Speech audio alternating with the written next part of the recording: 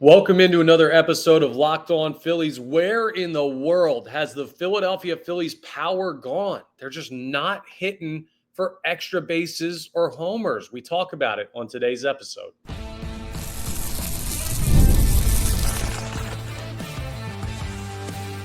You are Locked On Phillies, your daily Philadelphia Phillies podcast. Part of the Locked On Podcast Network, your team every day. Yes, this is Locked On Phillies. I'm your host, Connor Thomas. Thank you so much for joining us today. We come to you as part of the Locked On Podcast Network, your team every day. You may know me from some of my other work in the sports talk space. I've been on air over at 97.5 The Fanatic doing sports talk radio here in Philadelphia for over 5 years. I've been a credentialed Philadelphia Phillies media member for 4 seasons, and this is now my 4th year as the host of Locked On Phillies. Please make sure that you're rating and reviewing. If you're checking us out in podcast form, we're available wherever you get your podcasts, so you can find us anywhere. And you can find us on YouTube. If you're doing that, hit the subscribe button. That way you get notifications when new episodes are posted. It's free and easy to subscribe. Also, it's a big help to us, and it keeps you up to date. So please do that, and thank you if you already have. Today's episode is brought to you by Monarch Money. Take control of your finances with Monarch Money. Use code LOCKEDONMLB at monarchmoney.com, and you'll get 50% off your first year. The Philadelphia Phillies. They lose again last night. They lose 8-4 to the Chicago Cubs. The offense showed signs of life, but the power just, it's not there for them right now. We're going to try and figure out where in the world it's gone and talk about how big of an issue this could be going forward. We're also going to, in our middle segment, talk about Mick Abel. He had his roughest start, which is not saying much because his first 2 starts were awesome, but his roughest start through the first 3 in his major league career. Is there anything you need to worry about there with him? How big of a deal is it? And speaking of how big of a deal is it, we've got a big deal of a start for Jesus Luzardo today in the series finale against the Cubs. But let's start with this power outage issue. The Phillies are just, their slugging is non-existent right now. Kyle Schwarber's gone cold, and that's weird for it being June, and we've mentioned that a couple times on the podcast. But with him cold and Harper out of the lineup, where do the home runs come from? Trey Turner is not a home run hitter. Nick Castellanos is like kind of a bunches guy at points where he can get hot and hit a couple out of the yard, but he's more of a doubles guy. He's been more of a singles guy lately. He's not really producing all that much power. Bohm's not a power hitter. Stott's not a power hitter. Realmuto's not a power hitter. If they put the fence at shortstop, well, maybe Realmuto would be a power hitter because that seems to be the only place he can hit the ball. But he's not. Neither of your center fielders are, Marsh or Rojas. Kepler went yard last night. Great. That was good to see. It was a ball that barely got out of Citizens Bank Park. And I'm not like going to carp about a home run because you see so few of them. We'll take them. I don't care if every single bomb the Phillies hit the rest of the year is a wall scraper. They just need to start hitting more. And you hear as I go through the lineup, they just don't have guys that hit the ball out of the yard right now. Now, Rob Thompson talked after the game last night. He addressed this, and he said something similar to what he said last year. Now, last year he was asked a question about the Phillies and lack of home runs early on in the season, and he responded with, we're going to slug. And they did. That team hit a bunch of home runs, and they were able to do that again. They heated up. Last night he said, there's more power in this lineup than we're showing right now. We're going to hit for more power at some point. Just got to continue to plug away and figure it out. And I know that's not exactly what the fan base wants to hear of.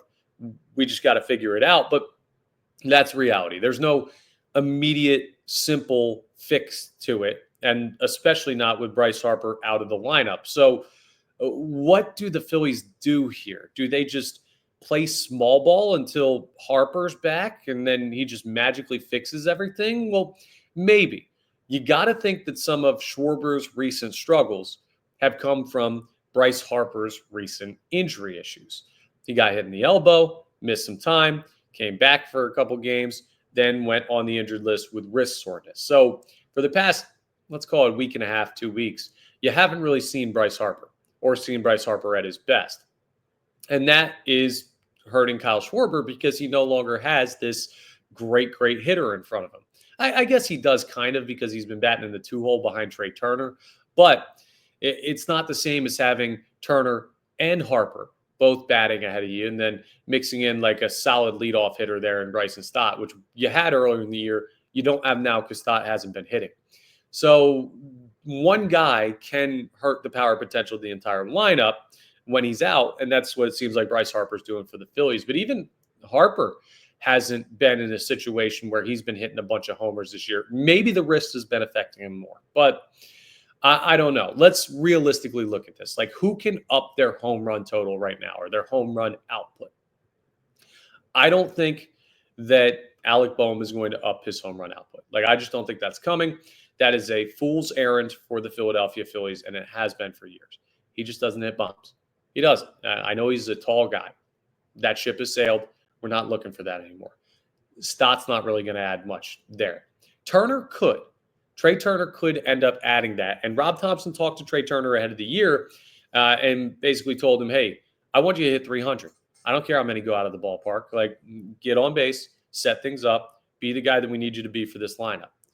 That role has changed. With Bryce Harper out, with this team not producing runs, I might need to see a little bit more of a turn and burn, try and hit a ball out of the ballpark from Trey Turner more often. He could up his home run total. Nick Castellanos could absolutely up his home run total. We saw him hot at the start of the year. He hasn't like majorly cooled off, but the power stroke has cooled off. And we need Castellanos, Turner, and then there's one other guy that I look at, and you should be able to pick this out if you've listened on the podcast. Max Kepler, if he's going to do anything for this team, he needs to hit the ball out of the ballpark.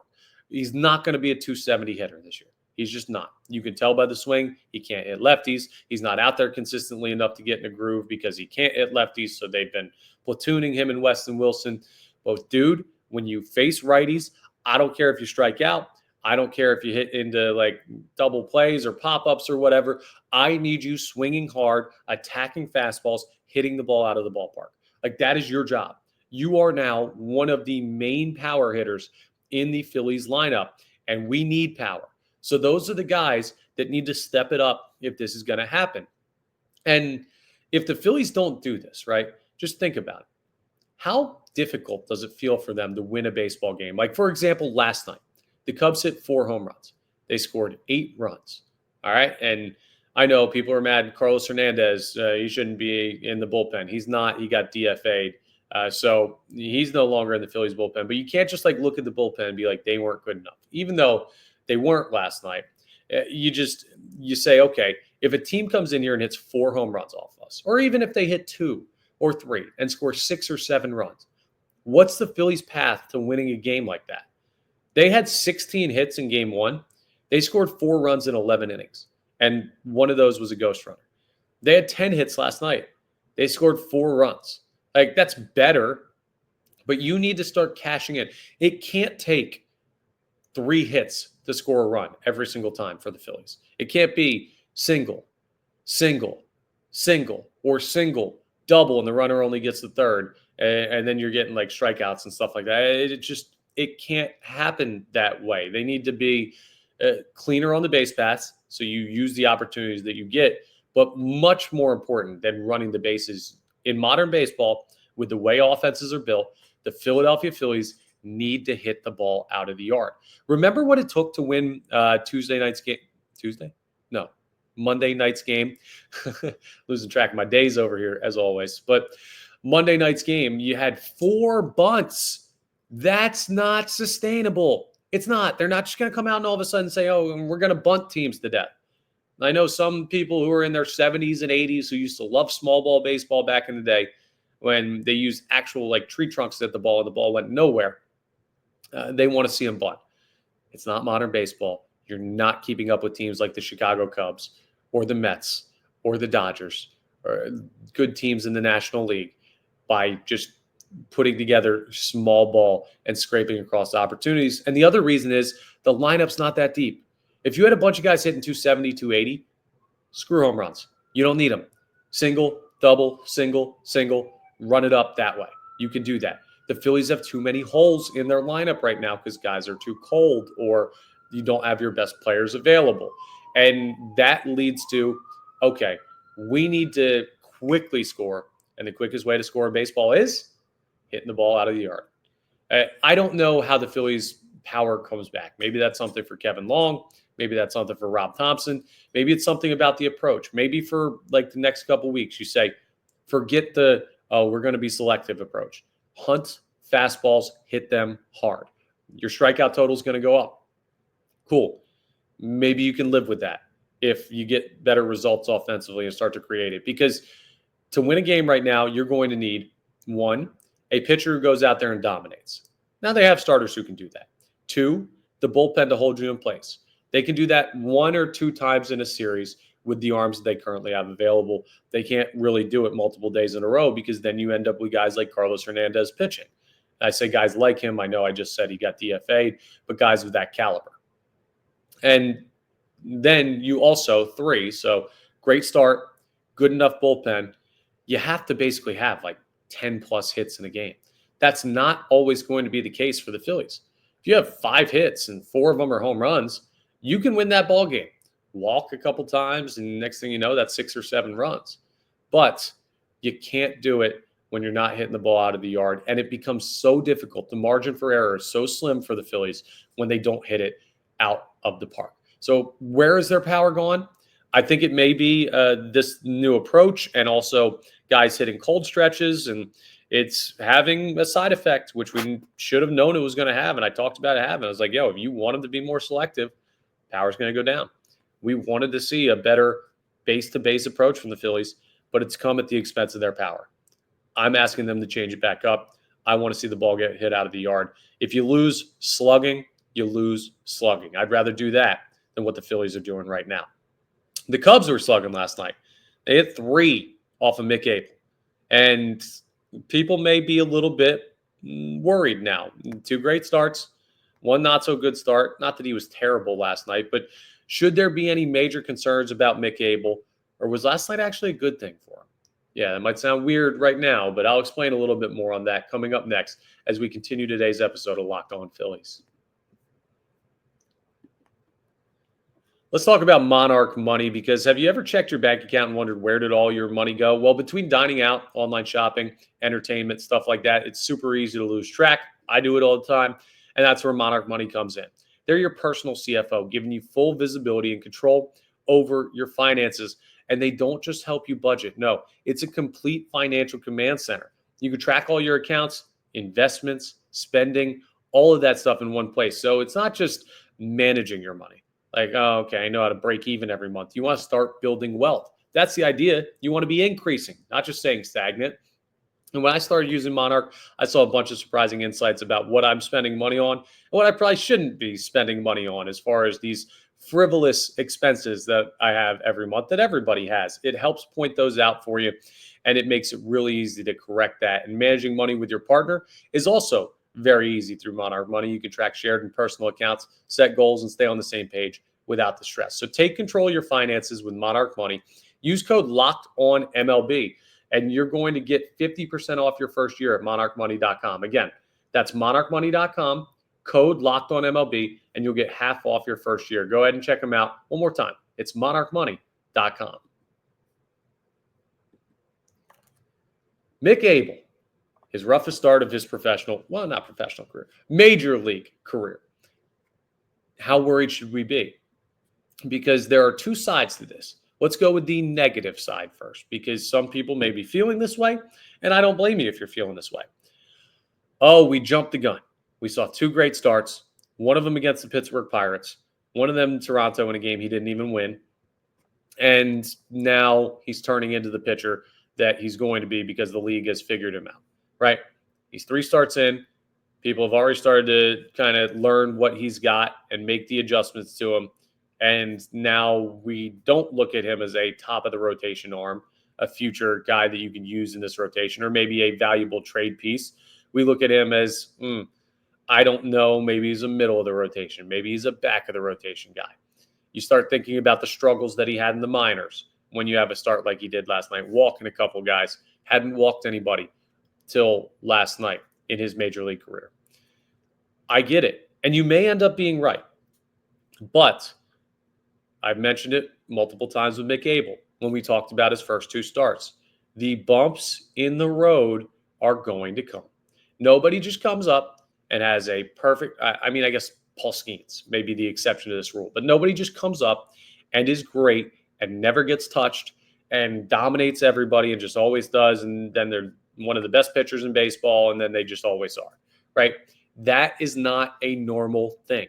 What normally happens is you come up and you get your feet wet, make a start or two. Then there's an adjustment. Either it's you adjusting to major league hitters, and hopefully you do better, or you had a great start like Abel did, and they adjust to you, and you come back down to earth a little bit. That is okay. Every single pitcher at the major league level has experienced adversity, and that's part of the journey, right? Getting hit around a little bit, learning how to deal with it, learning how to make adjustments. We talked about it with Zach Wheeler and how he makes adjustments so well when we gave him his love in yesterday's episode. Well, I used that and I compared him to, I think I may have actually compared him to Mick Abel because I knew Mick Abel was starting. And I was like, see, Mick Abel might take a week or a month or whatever to make these adjustments. Zach Wheeler does it in game, and that's why he's so great. Well, this is the first chance for Abel to make an adjustment. And that is a good step for him to go through. These are growing pains. You ever hear somebody successful talk about the way that they did it? Maybe like an inventor, and they talk about all the different ways they tried to invent something that didn't work before they found the prototype that they patented that was a winner that becomes this major success. You don't hear the stories very often about the failures, but they exist for every successful person in life. And Mick Abel, well, I wouldn't call last night like this abject failure, but giving up 3 home runs, that's something that he doesn't want to do. It's not good for him. And he needs to figure out how to make that adjustment. Now, I will say this. If you're worried about Abel and you say, well, Connor, I don't like him going through adversity, and how long will adversity last? And that scares me. Is he going to be able to make the adjustment? Remember, all right, so the Cubs are a darn good baseball team. They're averaging almost 6 runs a game. His first 2 starts, Pittsburgh, terrible lineup. Toronto, middle of the pack lineup. Cubs, plus lineup. He's had actually a really nice, and just how it's broken down, incremental increase in skill level. It's like playing a video game on beginner, and then you go to intermediate, and then you go to hard. And listen, you may have some struggles up there, but if you keep playing the game on hard mode, eventually you're going to improve. You're going to learn what to do and what not to do and everything. And that's the same way it has to be with Abel. Now, those improvements, if they come faster, those are the better pitchers. I don't know off the top of my head where his next start is scheduled, who he's going to face, but you're going to see easier teams than the Cubs. So I'm not killing the kid over it. And you shouldn't lose faith in Mick Abel because of 1 start. You also shouldn't have him as a Cy Young candidate because of 2 starts. It's just these tempering of expectations, a coming back down to earth. And this is where the rubber really starts to meet the road.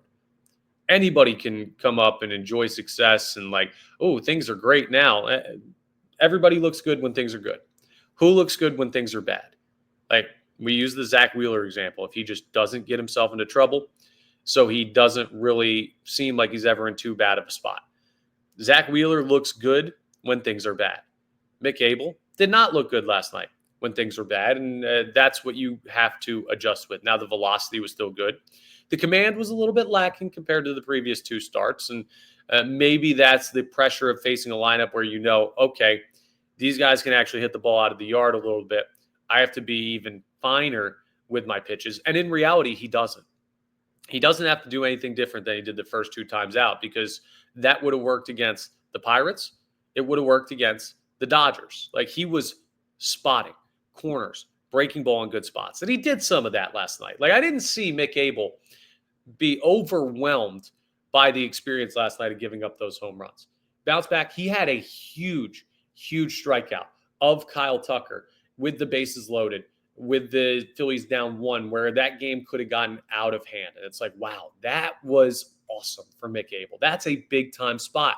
We haven't seen him in one of those really yet at the major league level. So I still have big time expectations for the kid as he continues to grow into who he's going to be as a major league pitcher. It's just some people on Twitter were like, oh, well, we jumped the gun on Mick Abel. Some people were like, oh, well, good for him to experience adversity. And I lean more towards the second camp.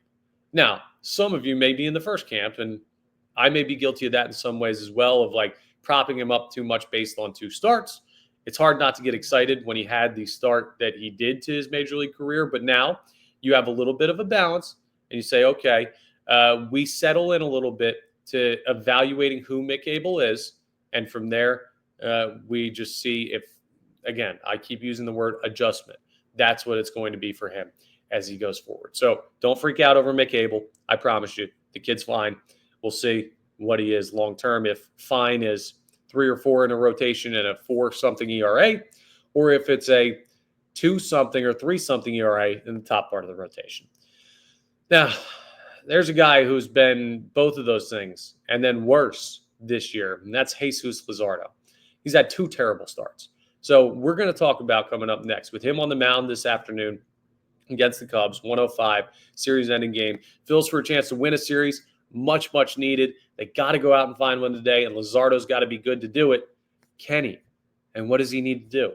I'll tell you about some of the stuff that I've heard over the past week or so in reaction to Luzardo's struggles and what he needs to turn around. We'll talk about that as we wrap up today's episode.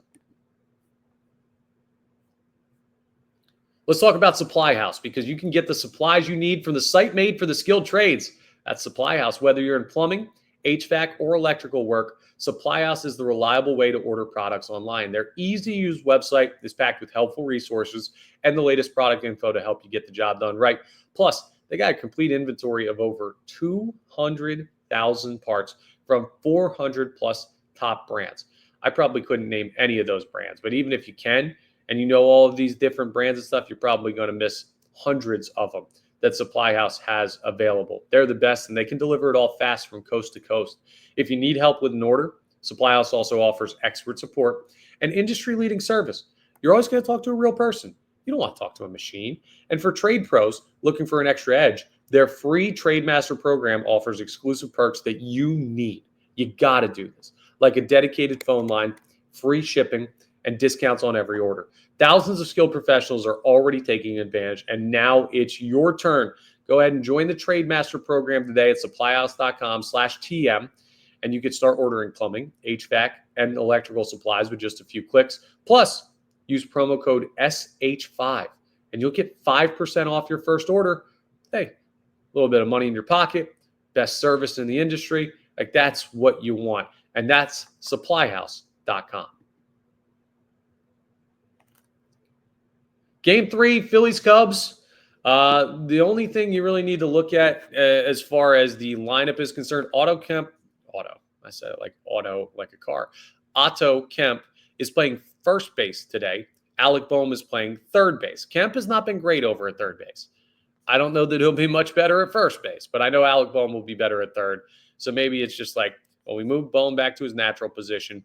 If Kemp's going to make errors, I don't know, put him over at first, whatever. We'll try and figure that out. And maybe this is a better defensive alignment for the Phillies, but the lineup looks relatively the same. Brandon Marsh is not in the lineup today. He had elbow soreness that caused him to leave the game in the 6th inning of last night's contest. So we will see what the future holds for him, but he's not in the lineup today. It's Rojas in center, Kepler in left, Stott at second. So they're going with some lefties, just Marsh, they're giving him some time. It seemed like the Marsh thing slid into second base, got tagged hard on the arm by Dansby Swanson. When you're kind of like jammed up against the base, your joint is tight. And then when the swipe comes in and hits the elbow, you can hyperextend it. And that's what it seems like he did per some of the reports from the Phillies. So we'll see. Normally that's just like, I tweak something, it feels sore, I'm uncomfortable. You bounce back from that relatively quickly.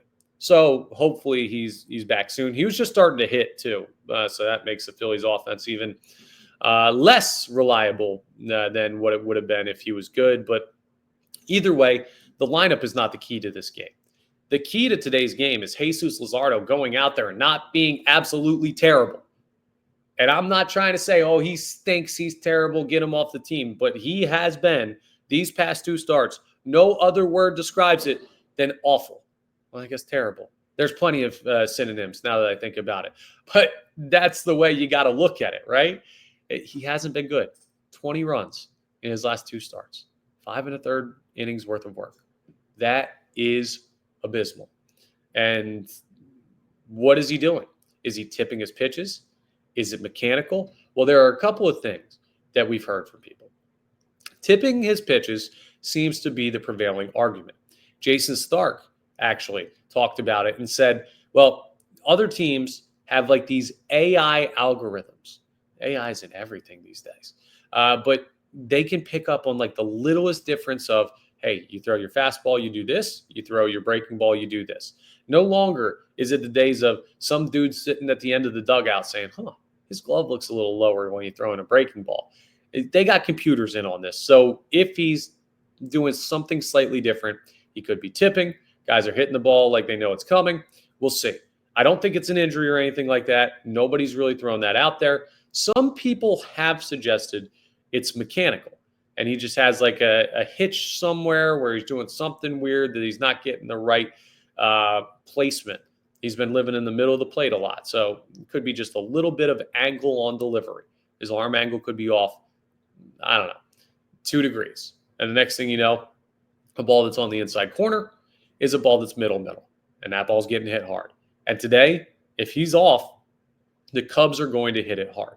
And if he has another bad start, and I'm talking like 7, 8 runs given up, bad start, you have issues. Even if he gives up like 5 or 6 today, you have issues. But if he goes out there and he gives you like, give me 5 innings, 4 earned or less. Seems like a pretty low bar for the guy he was earlier on in the season. But that's where we're at right now with Jesus Luzardo. And you see why it's so tough if the Phillies don't hit for power for them to win games consistently. Because if he gives up 4, the bullpen's going to give up at least 1. And then you got to score 6 runs to win this game and do it without hitting balls out of the yard. It seems like a near impossible task.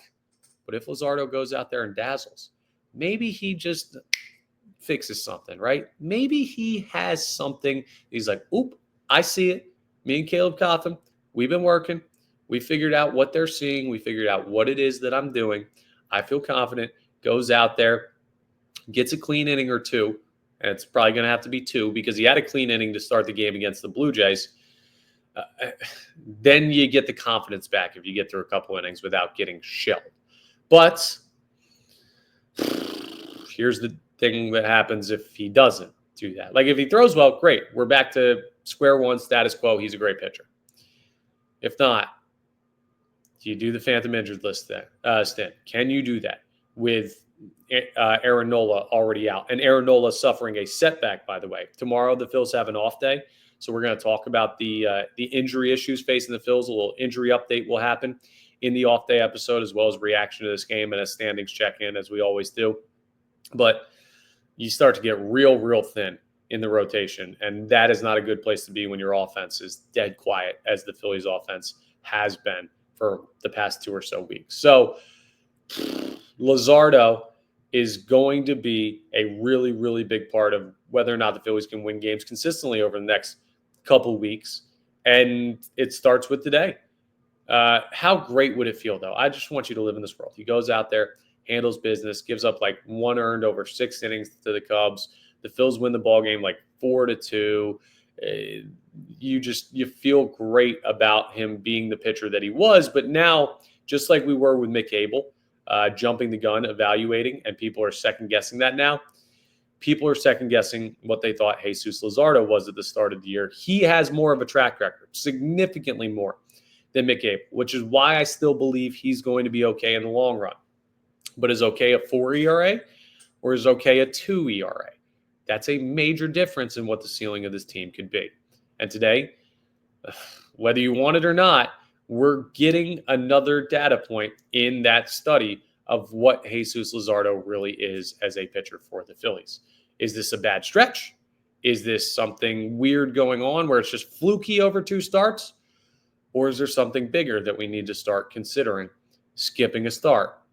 Again, phantom injured list, whatever. Is he a guy that you can count on? Well, it's unfair that he had like 11 great starts or 12 great starts and then 3 are going to determine yes or no. But that's kind of where it feels like it is right now, right? A big start for Jesus Luzardo, a big game for the Phils. This is where you can either snatch back momentum or you can fall deeper into the cavern before those Blue Jays, who you just struggled with in Toronto, come to town on Friday. So we'll see what the Phillies can do. A 105 game from the bank. We'll see if they can get that done. Ben Brown on the mound for the Cubbies, by the way. Nothing crazy out of Ben Brown so far this year. He's got a 5.37 ERA in 63 2/3 innings pitched, a righty that you can get after. Maybe it's an offensive day, and they help out the Phillies a little bit that way, or help out Luzardo, I should say. We'll see, but I can't take many more of these just uninspiring losses. I need to see something from the Titans today. I hope we do. Either way, we're going to be talking about it more on tomorrow's episode, off-day episodes. I already told you, standings check-in, Luzardo reaction, and a look at the injury situations facing the Phillies, including Aaron Nola. But that's all for today's episode. Thank you so much for joining us. Again, we're part of the Locked On Podcast Network, your team every day. Please make sure you're rating, reviewing, subscribing to the YouTube, all that great stuff. And I'll talk to you tomorrow on our next episode.